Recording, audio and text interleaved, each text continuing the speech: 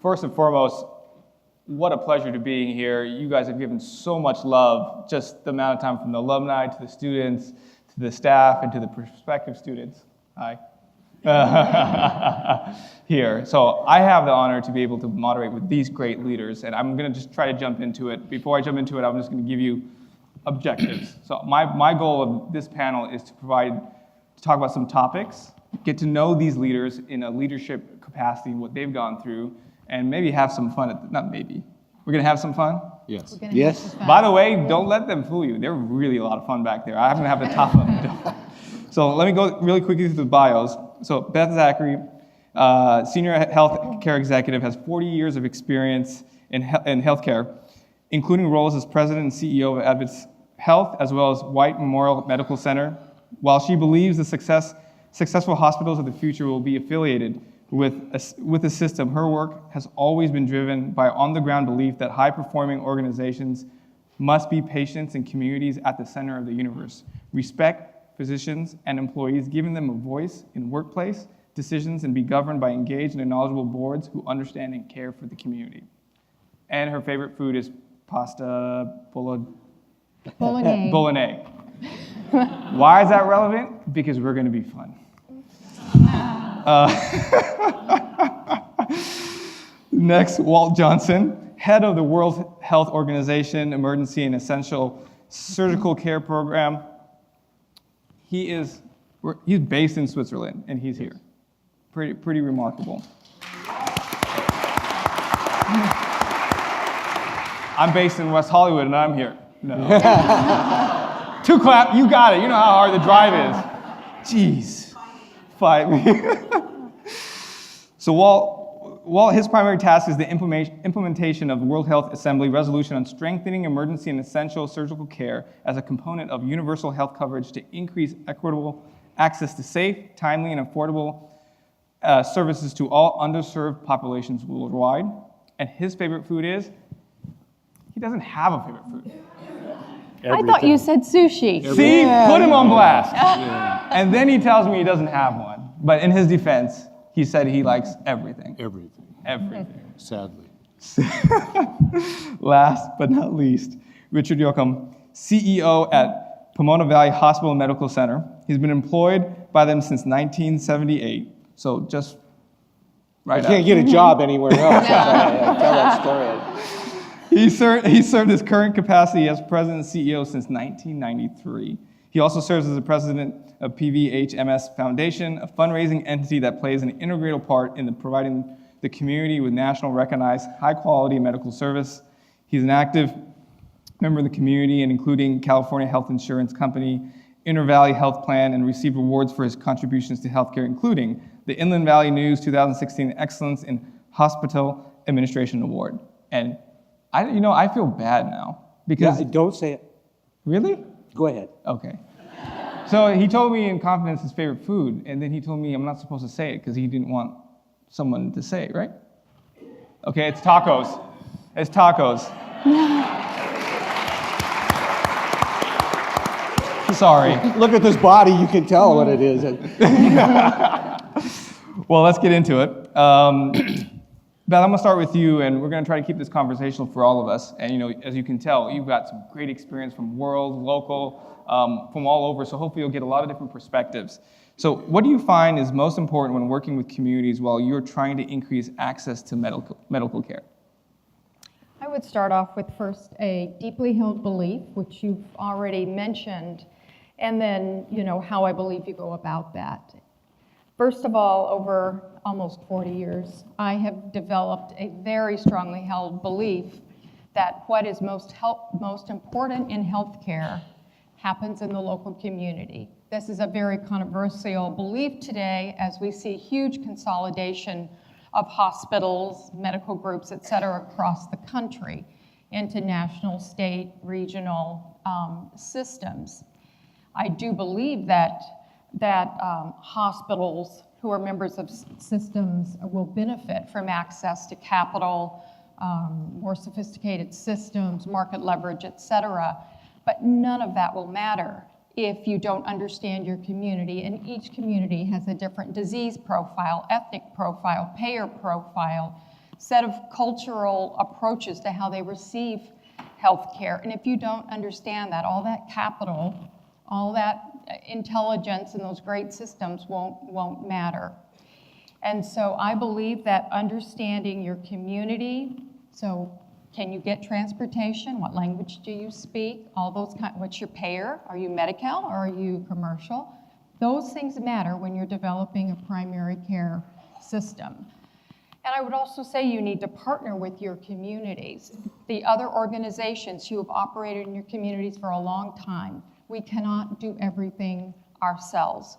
And lastly, we need to involve the community members themselves in designing the system. That is so very powerful. So before I get to Walt, to go on the global level, I'd love to tie in Rich. You're shaking your head because... Yeah, I absolutely agree with Beth, and I just want to say it's a pleasure to be here and see Beth. I haven't seen Beth for over a year, and we've been colleagues for over 20 years, and I adore her, and I've admired her and her leadership all these many years. You know, and maybe it's a little cliche-ish or timely that to mention, you know, I think listening to Peter. By the way, Peter and Doris, someone said earlier, Roger, you mentioned that you read a couple of his books and attended his lectures. I also did 50 years ago. But I got a lecture every time he came in the hospital. And, you know, and I don't know if it's really true or not, but, you know, I don't know if it's true or not. Every time he came to the hospital, he wanted one special, make sure it's there. Did anybody have any idea of what it might be when we're talking about foods? No, I don't remember that. It could have been. I like that idea. Spinoni ice cream. Oh my. He had to have that ice cream. And so we made sure we had Spinoni ice. They were great. And Doris was also a member of our foundation. So I've had a fond relationship with them for many, many years. And so coming back to this issue is listen to your customer. And Beth, I think, said it very well. Our customer is our community. Pomona Valley Hospital Medical Center, which is Pomona Valley Health now. Pomona Valley Hospital Medical Center, it used to be Pomona Valley Community Hospital. We took the name community out of the name, but we didn't take the hospital out of the community. So very, very important that you listen to your customer, and your customer, the other point of it is, and this is for students, who is your customer? Too many of us in business and industry, sounds like Roger, I think I'm right on with Roger, I'm behind you all the way. I'm with you all the way, I should say. I think some of us, we've lost who our customer is. But can I say something on that and tie into, well, I mean, the healthcare industry is ready to be disrupted, right? Yes. It is something from an outsider coming in, it needs to change, and it's already going to change, and some of the bigger companies are having issues. And I'm gonna let, well, you kind of chime in on that question and maybe what your thoughts too from a global level, you know, that piece as well. At the global level, and I'm speaking primarily in who I consider my customers, which are villagers in low resource settings, accessing or trying to access district hospitals that are often a 100-kilometer walk to get there. But you can put the best hospitals out in the middle of nowhere, and unless you're integrated to the community, no one will go there. And for crises like the Ebola crisis, unless you get it driven at the community level, we can't come in and be prescriptive and say, well, this is what you have to do. Let me tell you, you have to get the community involved. Otherwise, you will not contain a crisis like Ebola. You won't contain diseases. You won't get access to care, even if it's right there, unless you, and even it may be interacting with the shaman of the village and saying, and getting his support. Yeah.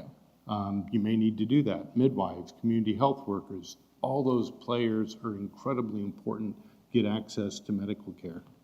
That's great. And since you guys were talking about Peter Drucker, I actually want to ask this question up front, and I'm going to read it word by word so it's very clear. Because of the complexity of the healthcare sector, Peter Drucker was concerned about the tension and challenges that exist when you have two sets of experts in an organization, medical professionals and non-medical professionals. He described the situation in the healthcare organization as a double-headed monster. Obviously, times have changed. Since Peter has said this, one can argue that that monster may no longer exist. But are there still challenges when you have medical and non-medical professionals tackling the same problems?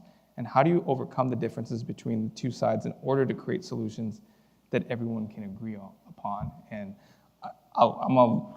that is such a, what do you want to say, dangerous question. It's a very dangerous. At the same Well, time. you have administrators and a doctor. Right. So I feel outnumbered here. By the way, they made me a sir the other day because of Move over, Roger. From my standpoint, I would say there's another head on the monster. In my environment, the disconnect is with politicians who make health directives and health decisions on a political level, and us technical people are much lower in the institution, where I don't think any of you heard where I work, so we'll leave that out. But why am I the only one laughing at that? It's pretty funny. But you get, one of the reasons I came to the Drucker School was dissatisfaction, to put it mildly, with decisions made in an administrative level. I knew what my patients needed, but to get support from the hospital system was very difficult, because I don't think they understood what I was trying to say. We didn't speak the same language. And when I was finished with an MBA, then I was really annoyed. It's like, anybody can learn this. I can learn, like, please. But then you add politics on top of that. It adds another giant head on the monster that is just another challenge that you have to deal with.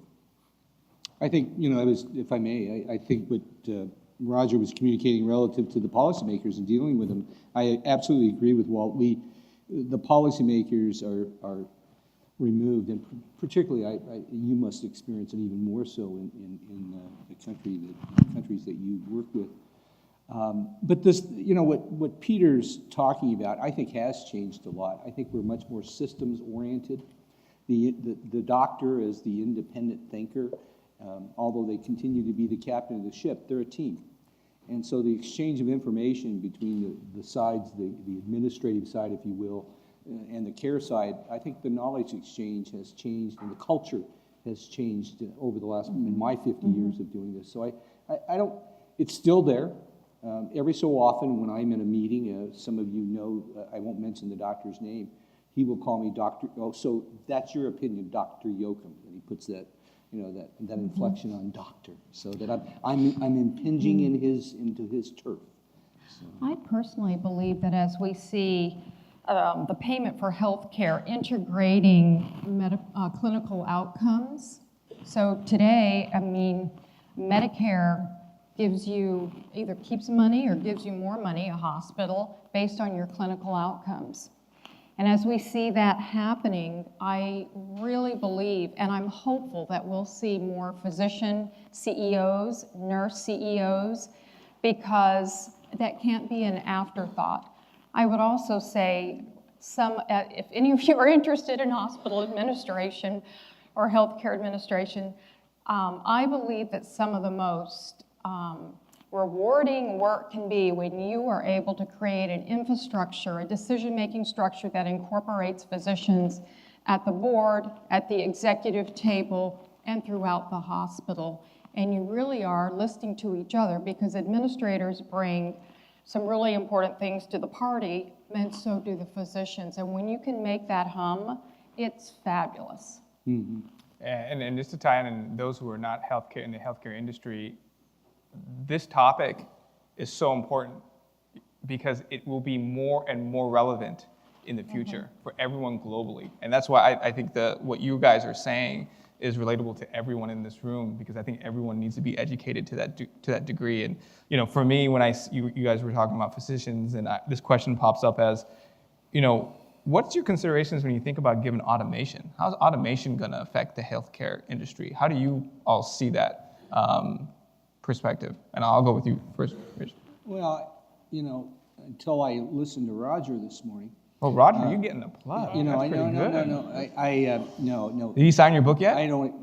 He may not now. Okay. Roger. No, seriously. I've said that although there are many, obviously, but the antibiotics and the imaging technology and so on and so forth that really advanced healthcare or medical care in the 20th century, I felt automation was going to, and information exchange in particular, is going to transform healthcare in the 21st century. Maybe that's not that astounding of a statement. Having said that, I think exactly what you were talking about earlier was this idea of who's using it and for what purpose. And, there's countless ways. And, although the age of the computer, and I don't know if the other two here have had that experience, it really didn't help in terms of efficiency and effectiveness. I think we're going to start to see that. I'm already seeing it. The connectivity, the biomed connectivity is an area where we have machines talking to machines. But my point was to come back to, and I wanted to have this opportunity to say it, is automation, computers, all those things are controlled by people. And if people are unethical, they don't understand why they're here, what the purpose for what they're doing is, then that's what the outcome is. So I think automation is will it replace people? Will it replace doctors? No, it will not replace nurses and doctors, but it will certainly help. I think when we talk about, I'm standing on your air hose, but when we talk about spreading healthcare to wider masses, that's where the technology will help, because the resources of the caregivers then can be, their effectiveness of what they can do with the help of automation, whether it be machines that talk to each other or machines that do the work. So anyway, we could go on and on. Well, you don't have to. You think, Beth is going to disagree with me? No, I'm Okay, not, Beth. Rich. but you can. I know, we'll extend. Well, I do believe that technology is going to be one of the driving forces in restructuring healthcare, and we all know that's desperately needed. And we're not always great at doing things from the inside. Sometimes it's going to take outsiders that will say, okay, enough is enough. We're You going look to at make me, it by the way. cheaper, faster, higher quality, et cetera. And as consumers pay more of the healthcare dollar, they are going to demand that. But I would also pick up on what Rich was saying about the current systems. We are still, in my view, in sort of the beta testing of these large legacy information systems. For example, EMRs. Can you explain what EMR? I'm sorry, electronic medical records and similar information systems. Really, we all have them today. But all the promises about how they would save our doctors time, how they would spit out the right information, all of that, and what they would cost is totally unfulfilled. They are always much more expensive, labor-intensive, frustrating, and not really, providing us with the kind of information we need. They will, but right now, talk to any doctor who goes from hospital to hospital and may have 4 or 5 different EMRs that he needs to have a password for and use, and he's like wanting to shoot himself. But it won't be like that forever. I really do believe. I want to say, I'm sorry, Beth, I want to make sure I give this opportunity too, because you've stimulated. I think this is another area, and I think one of the questions, I'm going to get ahead and give you the question before you asked it of me, but this idea of what have we championed from a policy point of view. Beth may recall many years ago this whole idea of healthcare information exchange, or health information exchange. I saw many of my colleagues, competitors, use information for competitive reasons. This is another ill. I think it's wrong. I think health information is something that should be, it's not a competitive issue. It's a matter, for that very reason. So people were using it as a leverage rather than a tool that really benefited society. And I think it's held us up where we are today in terms of that very issue of doctors practicing at various, of us traveling and being able to exchange our information. I think it's because it's been competitive and not seen as being a utility. From my perspective, on a personal note, after spending as accompanying my parents to urgent care or the emergency room, I can get something delivered on Amazon Prime faster than I can get my parents through the emergency room. And the degree of inefficiency is, I mean, it's mind-boggling. And then the doctor shows up and says, well, what would you like me to do? Would you like antibiotics? Like, anyway, I mean, I would have welcomed a robot coming in and saying, this is what you need. The second part of that, though, is on the... I like you. I like it. He's not really a doctor. I'm gonna check his license here. Wow.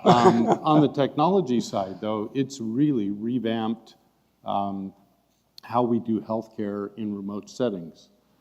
Everyone in Africa practically either has their own cell phone or shares a cell phone. And so if someone is, I use the expression of walking 3 days to get to the hospital, that happens. I mean, seriously, that's the way of life for many people. Many people in sub-Saharan Africa, they don't expect to even see a doctor at a distance their entire life. It just doesn't happen. And so when you do a C-section or you do some kind of surgery on a patient, and you say, well, come back for your 3-week check, just to make sure your wound is okay. It's really important. Have them take a picture, send it back to the nurse. And same with ultrasounds. You can have a midwife doing an ultrasound in a village, beam the picture, somebody looks at it, any country in the developed world, give a report. If it's really necessary, they'll call them back on a cell phone, and this is urgent, you've got whatever. And so cell phone technology is changing how we deliver healthcare, makes it easier on the patients, probably more accurate than them walking, and then and also drug delivery for TB medication and whatnot. And the need, you think, well, in general, surgical care is too complex, it's too expensive, we can't afford it. Actually, we can if we don't develop surgical care. The cost to low-income countries is many times the amount of the investment in surgical care. And technology will help us to achieve that at a much lower cost. Dr. Helmut, may I ask him a question on that? Because I think one of the areas that you didn't touch on was telemedicine. You were alluding to it. But even in the urban setting, telemedicine has offered up a lot to healthcare. And I would assume that's big when we look at many of the countries of the world that do not have the access and availability of healthcare directly.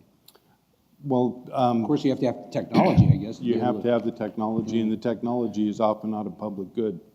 It's in the hands of a few people that want to keep it that way. And so they charge a lot of money. And corruption is a big thing in many countries of the world, not ours, of course. And so there's a lot of issues, but yes, absolutely. No, don't bring it back to me. I'm not saying anything right now. Can I just tell a really fast story? This last Thursday night, I had dinner with 2 physicians, primary care physicians, busy in their own practices, but each who were working on something using technology to improve their practice. And I'll just say one, because it gives you a sense of what can happen.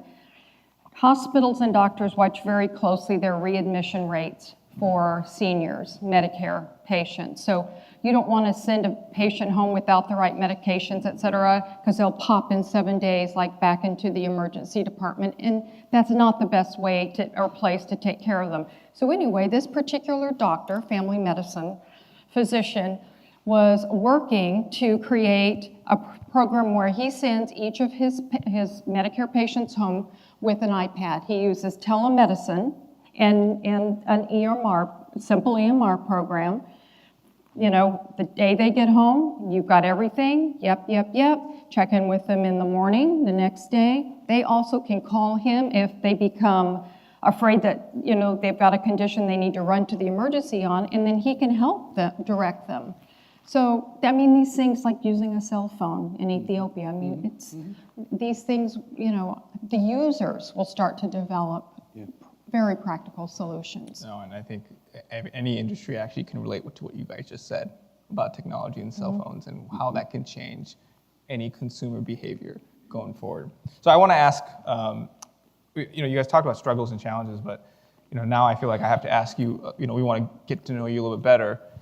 For me, we were talking about role models earlier today and mentors. Who has been most instrumental in your growth as a healthcare professional? Well, Oh, okay. Well, I'm probably a bad example because have had a schizophrenic career.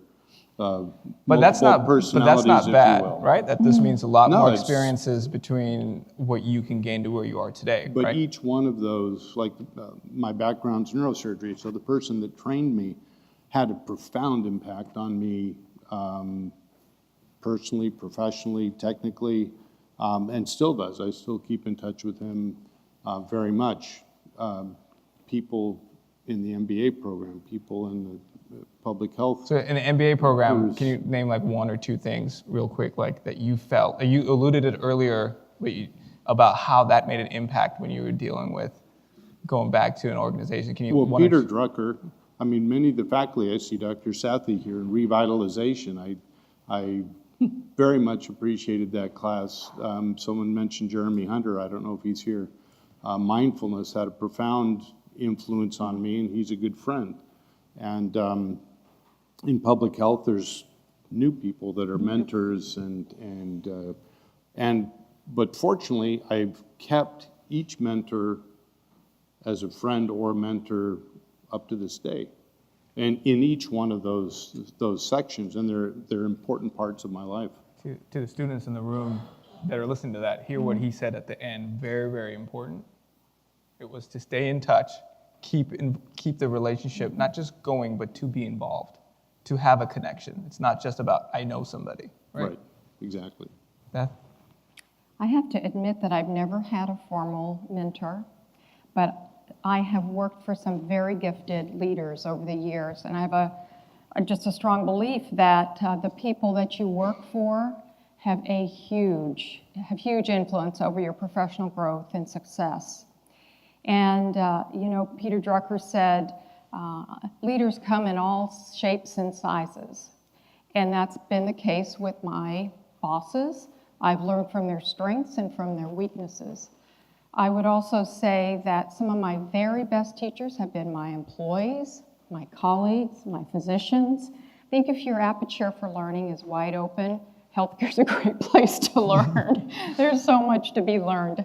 So That's great. No, not everybody has formal. I'm glad that you shared that because it's not always so clean cut on what that looks like.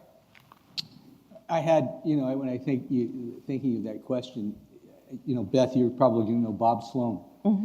Bob Sloan was he was the CEO of City of Hope when I started in this field. I came from, I had been in Vietnam, and I was going to study to be a dentist. And my experience in healthcare as a direct provider of healthcare in Vietnam told me that was not for me. And I met an internist who was leaving Vietnam also. He was an internist, but he was going on to the UCLA School of Public Health, who he eventually became, following that schooling, he became the first director of public health for British Columbia. And he's the one that stimulated me to go into healthcare in the administrative side of it. And I met Bob Sloan, who was in our field, for those of us that know Bob or knew Bob. He was a great leader, valued. He was a value-oriented. That wasn't a terminology back then, but a value-driven, based on values-driven person. And so that's kind of how I was raised. And he was my mentor when I was a CEO, when I became a CEO. So I still would turn to him and tell me, it was sort of like Peter would give me advice that I didn't ask for. That's fantastic. I love that story. We talk about functioning societies, and for me, it's really important, gender equality. Something as a whole, as a global perspective, any society, community that needs to have a balance. Healthcare industry. From the outsiders looking in, I'm not sure, what that balance, well, I kind of have an idea what that balance looks like, but I'm going to go to Beth first. And can you explain to me a little bit kind of what you see in that gender imbalance at times? And obviously, you've been in the industry for numerous years, and I can't imagine how hard it was coming up to be able to maybe hear your voice. But can you share kind of what that was then? What do you see now? And hopefully in the future, and of course, you two can easily chime in. Well, you alluded to it. Healthcare is a very traditional, conservative industry. And I spent most of my career in rooms where I was the only woman. And, I'm very glad to say that that is changing today, because the majority of employees in a hospital are women. Increasingly, there are more and more women in the practice of medicine. And so we are seeing more women move into senior executive and CEO roles. And it is so good for the organization, in my belief, because they understand what working mothers are facing. They can create an environment that is so much more productive than the traditional environment. And I would also say, and this may be controversial as well, I'll end on a controversial note. I think that women in workplaces are best when you have men and women leaders. They are very good at listening, at empathizing, at creating some, agreement and moving ahead. And hospitals are such complex places. And so you've got to sort of have that approach. You can't be a Lone Ranger that just says, here's what we're doing today, because you'll create more problems than you solve. But anyway, I think it's very hopeful what we see happening. So to be clear, when I asked that question, I was alluding to the executive level and why we were seeing less, and now, obviously looking to do more. You guys two can talk about your organizations or what you've seen, and that the change is coming. Well, WHO has had a number of women director generals, and most everything in the United Nations has to be fair and balanced. So if I have host a meeting or convey a meeting, I have to show that every region, we have 6 regions of the world, every region's represented, men and women are equally represented, red and yellow, black and white are all represented. Everything has to be balanced, because the recognized richness of diversity that comes to the table when you have a meeting and everyone is from a different perspective, looking at things from a little slightly different lens, is very, very helpful. But how do you tell organizations that you work with that don't see it that way? Like how do you influence? Not everyone thinks what you just said. Not every org can do that. I'm not saying that any orgs up here or in the room, but we know that there's some organizations don't think that way. As is there something that you can? What has been the struggle? I guess challenges to showcase that. Well, you have to start somewhere, and most of who we deal with are member states, they're countries, ministries of health, and every culture is different. The way people perceive problems, who's solving them, et cetera, is going to be different in every country. And many times within that country, there's many different perspectives. And you have to, pretty much approach people where they are at that moment and not be prescriptive, say, there are some things that we have to say, you have to go by our playbook, otherwise we can't get in the sandbox with you. But for the most part, if we approach them like this is how we need to do it, they say, okay, this is how we do it, and then you form some kind of ways, but you have to reach them where they are to begin with, and then go on the journey together. Just a couple of observations. One is the obvious maybe, but when you look at what Beth is saying, and I recall when we served on boards together, Beth was many times the only female on the board. You look at the American Hospital Association guide, and all of our pictures are in there. There are not a lot of women in there, and that's an issue. And I think how you deal with it is that's our responsibility. We're the leaders. As I was speaking of Bob Sloan, he was my leader. He was my mentor. and he set out principles, policies that we have to do as leaders, and it will only change if we change it. Well, that's what Earl said. So we've got a few minutes left, and I didn't tell you this, but we're going to play this game, 1 to 2 word answers. I'm going to shoot you some questions. If you want to say pass, you can. They're nervous. I would be too, actually. Favorite Peter Drucker quote? Leaders come in all sizes and shapes. You can't manage what you don't measure. I may not be exactly on it, but hospitals are the most complex organizations. He'd always tell me, he says, I can't understand how they function. But then he would pause and he would say, but they do. What words or skill sets that you would advise to give young professionals entering the healthcare today? Just a few words. Got to have a passion for it and love it, because it's way too much work without that. You need to be a team player and always be open to learning. It's hard to beat that, but I would say 2 things. One, you have to be part of a team, and humility goes a long ways. So true. I think passion is very important. I think learning as much as you can about the field, there's so many opportunities in this field. Learn those, have experience as much as you can before you enter the field. It's more than 2 words, obviously. Yeah. But right now, I'm sure we all know that the healthcare field has one of the largest dropout percentages in the various professions, nursing, physician.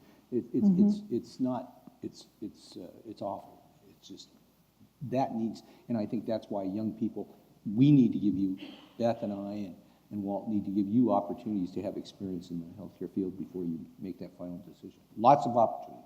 Yeah. That's great. All right, I think we're going to take, well, first off, thank you. Good job. I love the conversation. This is a tremendous conversation and really truthful answers too behind it, as you can tell. We're going to take a few questions from the audience. Hi, my name is Chelsea Bruce, and I'm expected to graduate from Cal Poly Pomona on May 19th. And my question for you, being that cancer has been very rampant in the United States, it's very difficult to try to get communities involved when they're afraid.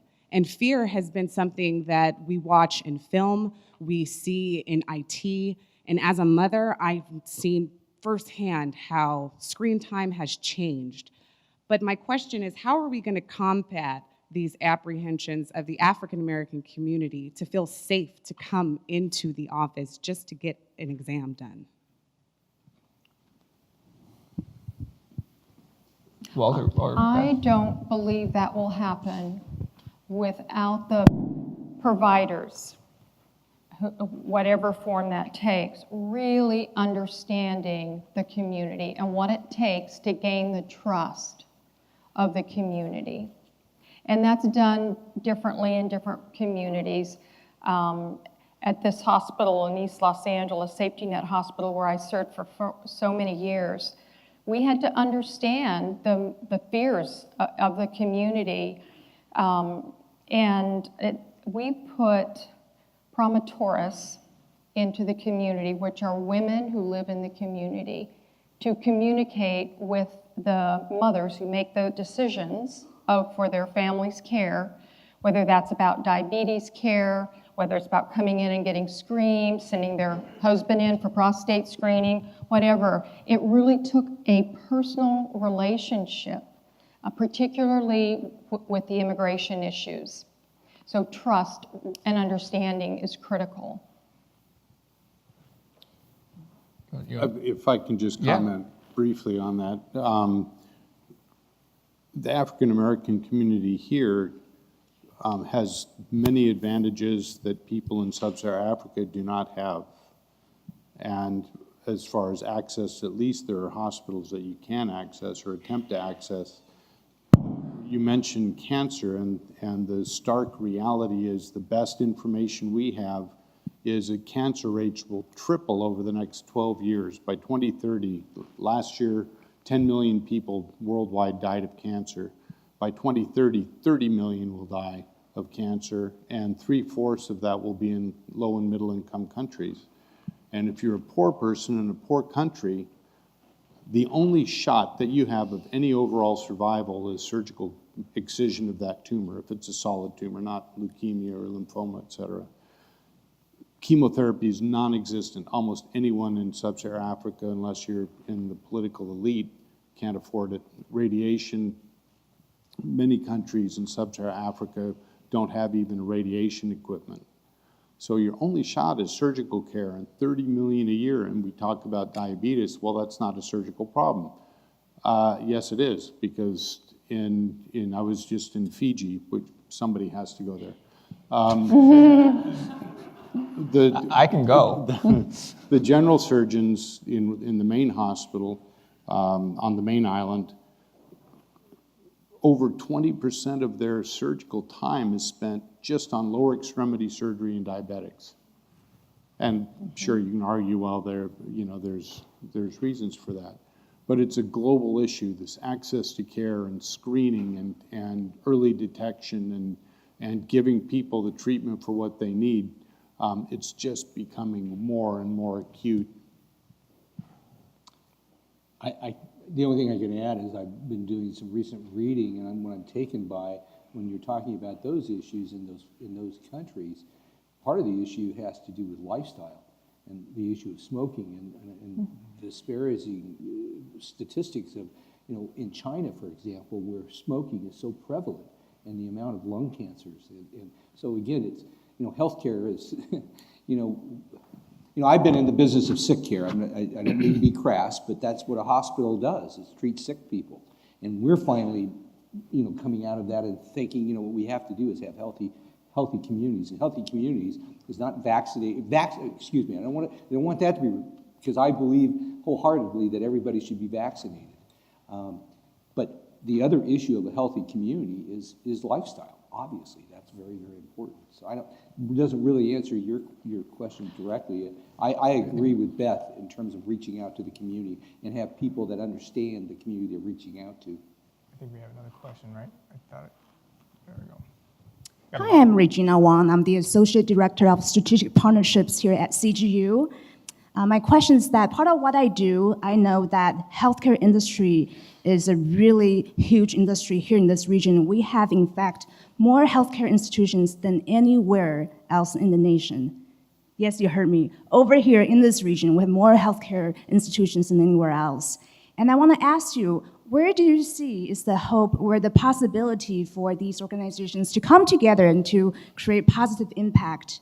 And we have Citrus Valley Healthcare Partner here. They have 3,000 employees and 1,000 doctors. So it's just a lot of possibilities and to work together. So I want to hear from you. What's your hope for our healthcare institutions? You're talking about our community. I think there is a lot of opportunity. The practicalness of it is that this idea that somebody, I think I mentioned something about the system of healthcare. That's a misnomer. We're not a system of healthcare. We work as we do within the institutions, we work in silos, as we do as institutions working with other institutions. Having said that, I come back to this issue of healthcare information exchange. There is something that we're all millions, maybe billions, probably billions are being spent in this community that we should be sharing and we could be working on. There's an area where we could work together on things. This issue of dealing with public health. Again, to be a cynic, the government is pulling itself out of public health. There's no money in it. Excuse that, but that's true. There's no money in public health. So I think we, as the industry, again, because we have to think of ourselves not again as sick caregivers, but population health. And so from that point of view, I think we could come together and take on more and more of the responsibility we are in terms of public health. I don't know if that helps to answer it, but there's a lot of opportunities that we could work together, but we don't. We're competitive. So not to end this great conversation, because I think they're telling me we're out of time. Yeah. So I know everyone's going to be around afterwards. First and foremost, thank you for your guys' insights. What a fantastic job they did.